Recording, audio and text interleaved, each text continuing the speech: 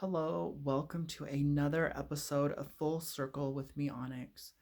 And I want to give you some tips for channeling. There's a lot I would like to talk about. Why I don't use the word love, why I don't believe in fear, and why I don't believe in hate. But maybe those are for other episodes. Um, I started off practicing a channel. I was like, you know what? I'm going to start channeling publicly. I'm going to start offering readings, psychic readings. And then I backed away. I was like, um, dealing with people is a lot. So, and then I was like, but you love to channel and you're a great psychic. I'm like, so maybe we can get over these personal blocks. And I was, and then I was like putting that on the back burner. Then I decided to meet someone for a possible dating situation. That ended up being a total nightmare, and that like affected my energy uh for like a day and a half. And then I had to like process that out, do my own shadow work, see where the programming's, and all that stuff. And I was like, when you're a channel, um, you're a specialized mirror. And so you might reflect back and receive those reflections more intensified, especially if you like meditate. And so, with all the great gifts comes precautions. You know, you're basically a different species, and you have to do those things to create homeostasis, balance within yourself. So I had what I like to call a violent reaction to connection. Um, and it's due to being extra sensitive. Like, you're a fine tuned instrument. And so you can't, so being mishandled like aggressively uh can really damage, you know, some repair work. So you need a fine technician. And and so that was a humbling experience. So what do? You rely on your tools. You rely on your practice. Your and it can't be like a spiritual bypassing practice where you just do something to feel good, for some like placebo effect. No, it really needs to be your devoted practice. So, and my practice is, my little meditation, if I can get into it, depending upon how stressed out I am, how much I took on, and whatever. And then journaling, being honest, owning the projections, owning the situation, sitting with those feelings until they naturally start to dissolve, and then you get the gold. So, one of my favorite quotes: if you find yourself in hell, keep going, until you're out, you know. So basically that's kind of the transmutation process. You may receive some negative energy consciously, unconsciously. And negative energy I just define as anything that goes contrary to the direction you're going, you know. So I was clearly going a different direction than my date. Um, and so the energy I took on due to misunderstanding, whatever, I'm just saying, okay, now that I've taken this on, I have to sit with it, move through it, go through it. And then it did. It unwound itself. And, there was self realization. So the negative energy ends up being energy for you. You just have to learn how to convert it. And so that's part of the art of transmutation and being an alchemist. And but it really let me start thinking. I was like, there's a lot of other empaths, other psychics, intuitives, um, other sensitive people. And yeah, no, observe, don't absorb. Easier said than done, you know? And so I think like a lot of precautions or supposed protection, once you learn to transmute energy, you master transmuting energy, a lot of that can go, and you don't need to be fear based. But you have to honor yourself, you have to know what you need. So I knew what I needed. You know, I quickly grabbed my favorite piece of selenite. You know, it's a tool, you know, it's there for me, you know. So some people are against using tools. They go, I'm all that I need, and so these tools have no power. Who knows what your point of view is? I just know stones and crystals work for me. So they add fun, they add excitement, mystery, magic, entertainment, but it just helps me get to the present moment, and it just assists. It supports my intentions. That's how I look at it. Um, but I'm totally not against crystals and stones having their own special power, and they're supporting me on my journey in life. Like, who doesn't want rocks, trees, and animals as pets and friends? You know, we can all get along, we can all serve each other.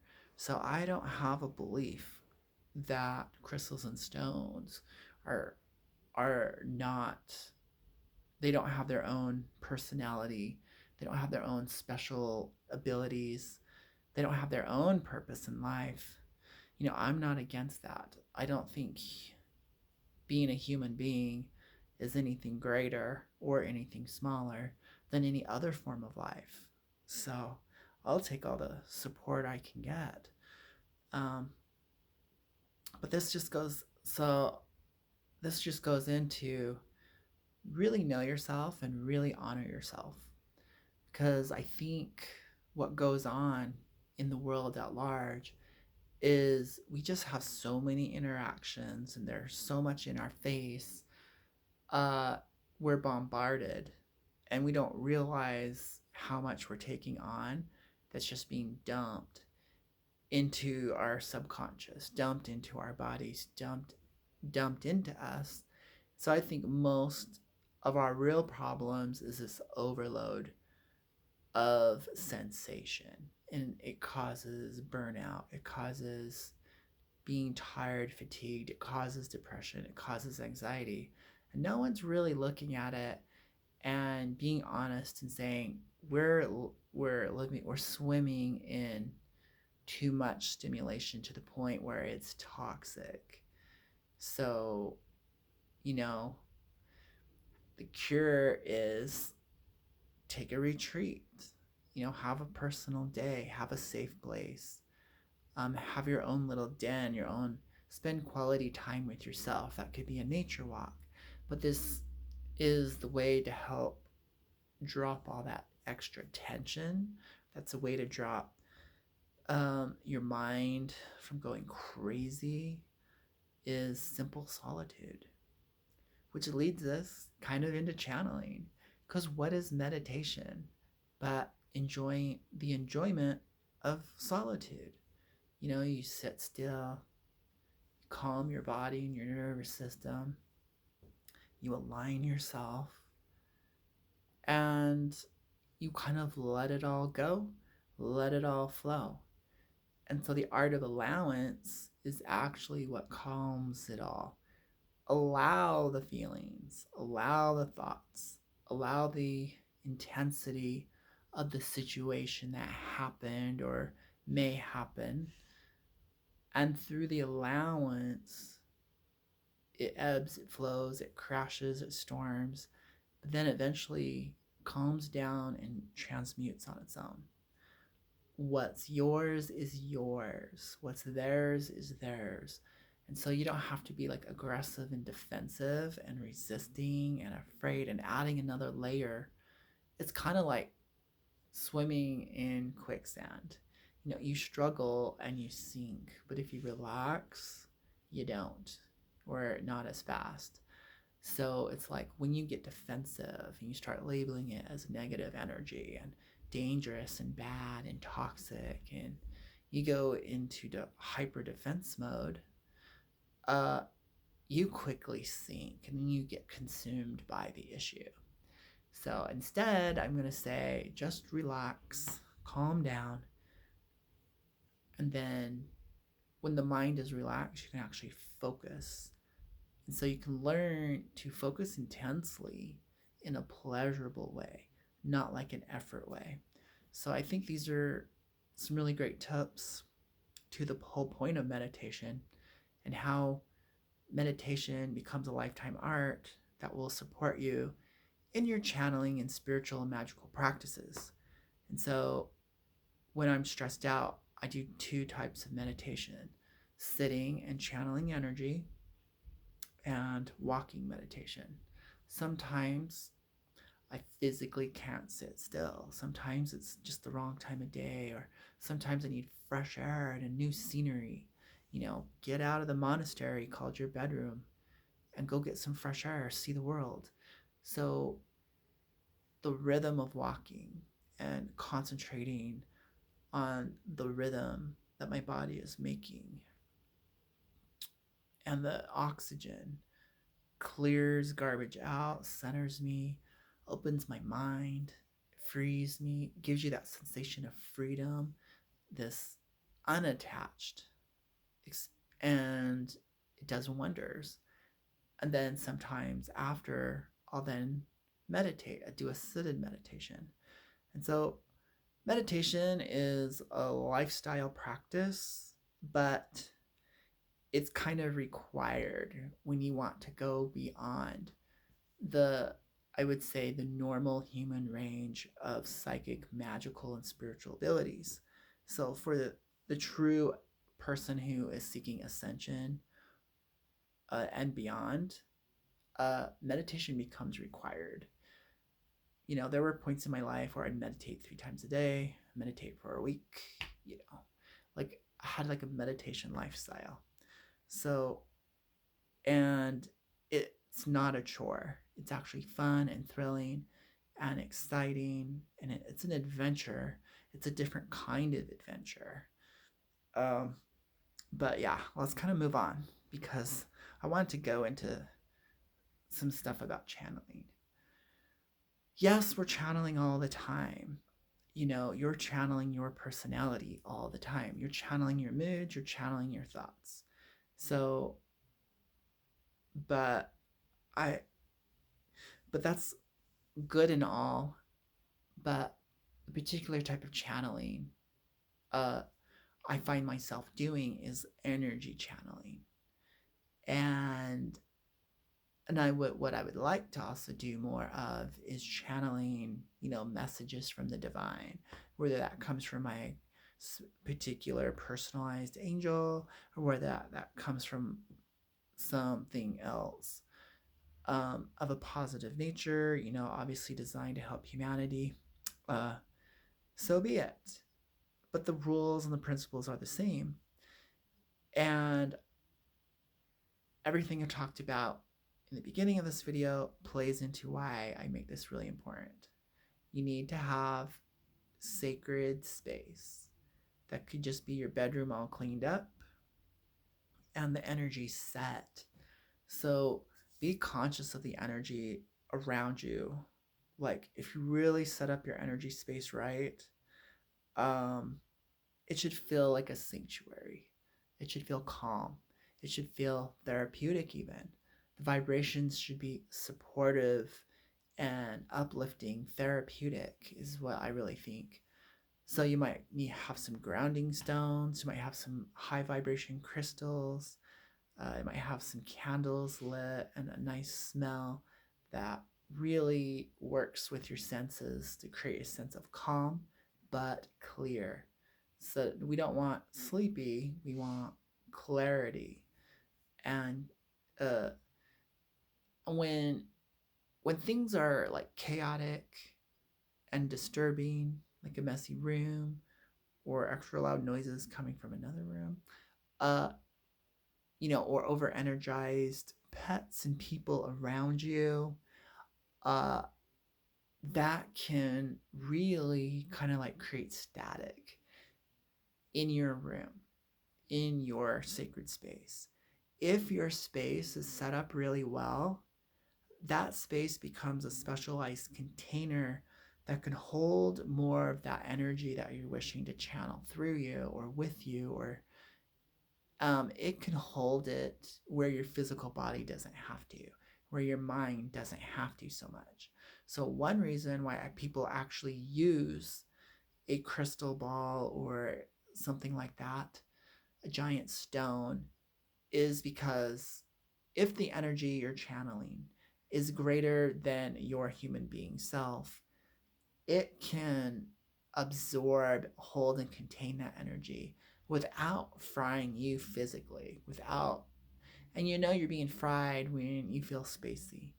You're being fried when you actually get super hungry, or you get agitated, or you have an emotional outburst, or for some reason you just want to get up and go and you can't focus because a frequency is too much for you.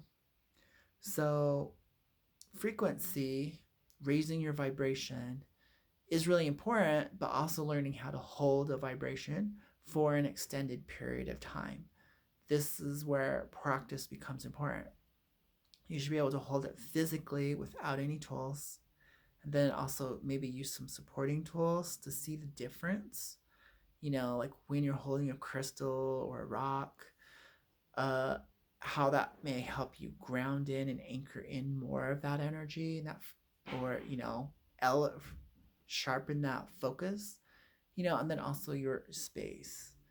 So, and then this will also go once again with people, like say you're doing a group channeled session. Some people can't handle the frequency and they'll do things to disrupt it. They may have an outburst, or they may try to direct all the focus to them, or they may have to leave. Things get chaotic. Their cell phone rings and they have to answer it. Suddenly, the baby's crying. So if you're going to be doing group channelings or magic circles and things like that, know that the energy that you're bringing in will naturally push people out. And the people won't exactly know, because it could be deep hidden stuff in their energy body, some karmic, some blockages and stuff like that. They may not be ready for the information. They may not be ready for that frequency. So even the audience, or the people who are going to be getting the readings, may not be able to handle, support the energy. Energy is information, okay? So you're like, I'm not getting the words. I'm not getting the angelic voice and the sounds and the singing and whatever it is that you're doing, the geometrical shapes. That's fine. If you can feel the energy flowing through you, that is a good sign. Yes, you can channel. Yes, you can do this. And in a weird way, you got to trust the energy that they're getting what they need from the session. Like, I really like to say, God's voice is silence itself. And God has no reason to talk because it knows everything. It's in a state of continuous knowing. So there's no question asked. So to ask a question is absurd. It's like, what do you mean? You're asking a question that you already know the answer to. It's in a state of knowingness. So if you know, you would probably just be. So beingness, being centered, being grounded, being present, being in the now, which has always been this age-old wisdom repackaged in different ways, is fundamental. So in order to meditate, you have to be in your body, be grounded. So this goes right into what we're talking about. So now that we've created a sacred space that you would enjoy being in, we learn to create a sacred space within ourselves. I like to view my body as the temple. And so, obviously, things must be dismissed. It may need to be cleansed. You know, you might need to eat some high vibrational food for a while, cleanse out the materialistic, man made, artificial food that's sticking to your nervous system, blocking frequencies, causing burnout. When I ran my other channel that was really popular for a while, someone was saying every time I try to scry or do deep meditation, I fall asleep. One of the biggest reasons why is because of artificial stuff in your body. It's sticking to your nerve endings and burning you out, and you experience tired. So, besides noise pollution, there's pollutants in our food. Like, we're really battling pollution. I really like to think, angels looking down a New York sewer and seeing all the rats and in that environment, and that's what humanity is in. We just think it's something else. So there's a lot of cleanup work that has to go on many different levels, and that's up to you. So an energetic purge happens. So the people who had to leave the magical sacred space that you created, that you were going to channel a divine being, and everyone's freaking out and it's not going according to plan and it's chaotic. People aren't cursing you. There's no demons. What it is the toxicity inside on many different levels is having a reaction to the vibration that you're channeling in. And so if you want to have high vibrational experience and speak to the gods and have the gods work with you, whatever those gods may be, a strengthening of the vessel, a purification of the vessel, you need to be prepared. And so that's what the daily practice is, and it pays off. Okay, it pays off. You'll be able to do deep channeling without falling asleep or going into a sleep trance. You don't have to go into these other states of consciousness. You can access it fully conscious, fully awake, fully living your life, and dialed into these higher levels and higher dimensions. So you can have it integrated into your life and live the magical spiritual lifestyle without. So obviously, when you're beginning, you want training wheels. So that's like being in the monastery, being in the dojo. But eventually, you want to master that, have the training wheels off, learn to go around town, learn to go off-road, go mountain biking.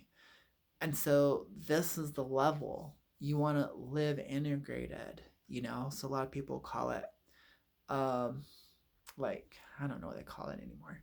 All the terms and definitions and stories don't mean much. Honestly, once you have a spiritual awakening, you realize everyone's just selling stories, and that's just getting you prepared. That's just building your desire and your understanding so you can understand what you're experiencing. But your own experience, the direct knowledge, will then be your guide, your master textbook. You'll get a full education once you experience an awakening. So, psychic abilities is a yoga unto itself. It is a spiritual discipline that is valid. So people are reading cards, people using fortune telling devices. This is a yoga discipline. It's a whole branch of yoga all on its own. And it is for the development of the third eye. So it does bring spiritual awakening. So if you're like, I need to add a spiritual practice, but I really love divination, I'm like, divination is the spiritual practice. How much more spiritual does it get? It's totally designed to open up your mind and to see multidimensionally. So trust the process. Okay, let's move on. So my meditation technique is pretty simple. Ground. So be in a solid position where you feel comfortable and safe in, and it's not hurting you. And then while you're grounded, it kind of creates a magnetism that starts to draw your energy and yourself back. So we have a tendency to live up in our head and to have a tendency to live in the future and in our minds, thinking and imagining and daydreaming. All of our energy kind of gets pushed out of our bodies. By sitting or a comfortable standing position, you naturally start to settle and it starts to draw your energy back to you. And this is really important because you need to have enough energy in your body to magnetize and create the circuit to move energy, to move consciousness, and create a bridge to that which you're channeling. So you need to be firmly anchored into the here and now and into your body and into the earth. So grounding, taking the time to really master and feel what it feels like to be grounded in your body and ground your energy, your aura, stabilize it in and around your body. When you feel the difference of an unstabilized aura and a stabilized aura, your energy up in your head, then it's centered and anchored. So anchoring is a really good word to help you really understand what grounding actually is. It's like literally you should feel a weightedness. And I like to think basically from the hips down, like crunch, there goes that weighted feeling. And then that creates the platform for you to center yourself on. So just like a pot that's been turned to the side, you look on a table, you pick the pot up, you put it squarely on the table, boom, and then the plant stands straight up in the soil, in the pot, on the table. So when you center yourself, the plant is the alignment part, which is your spine. And your hips is basically the pot, but it needs to sit squarely on a flat surface or stabilized surface where you're standing. And this creates a natural alignment. So the physical, the mind and the body are one. If you can align yourself physically, it literally alters your energy. It also alters your moods. It alters your mind. And so sitting up very cleanly, having great posture, and being in it for a while will adjust your mood, will adjust your energy, will adjust your mind. It will do all of that for you. So the benefit of basically sitting on your spiritual throne in whatever position you are is essential. This type of alignment really builds your temple. So you've really like got all your pieces put together very uniform, very symmetrically, very on point. By laying this groundwork for yourself, you've now made it super easy to have a great experience, because now all you do is relax and breathe in a comfortable, grounded, centered, aligned position.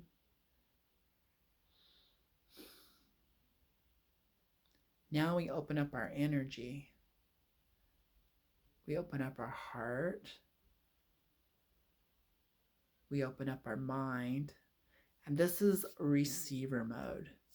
So you have to learn, now that you've created such a great anchor and you've created a streamlined conduit structure with your body, with your room, with your tools, you can relax and let the energy flow, and it will naturally be magnetized to you.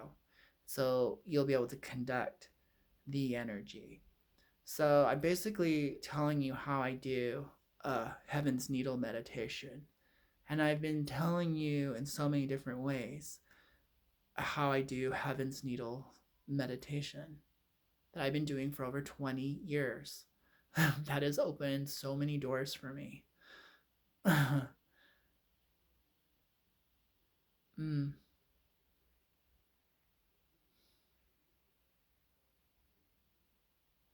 So the current of energy just took over. So my body knows what's going on. So the body posture, that is the language. And the body goes, oh, you want to meditate. Oh, you want to do Heaven's Needle. Oh, okay, here we go. Boom. And so the energy takes over your meditation, your channeling. And because you built such a great structure, you can relax and trust and surrender and be in it. And it feels great. And the energy moves from heaven to earth and from earth to heaven. You've created a conduit. You've created the circuit. And this is fundamental. This is a must. And then you'll start to feel your heart's chakra spin. You might feel your crown start to move and spin and light up. You might get some energy moving through your head. These are all great signs that your chakras are lit up and spinning, and the circuitry, the computer system, someone's gone in and flipped that switch and the energy's on, and now the old machines are starting to work. The pipelines are getting cleaned out. And just bake in the energy, the circuit that you are. Get a really good sense of what it physically feels like. I can't really stress this enough, but the circuit energy of ascension also needs to descend. Heaven into matter, matter into heaven. Like, you move through all the planes of existence. And we have a tendency to just want to go up and ascend or just expand. And we lose our roots and we lose our anchor. And the reality of it, the end is the beginning, and the beginning is the end. So in the Kabbalah, earth is heaven. This is what heaven created. This is the fruit of heaven, Malkuth, which is basically the fruit of the tree of life. It is earth. Like, it's this idea that we need to leave, when really we are the fruit. We are the seed of heaven's intention. This is like Kabbalah. This is like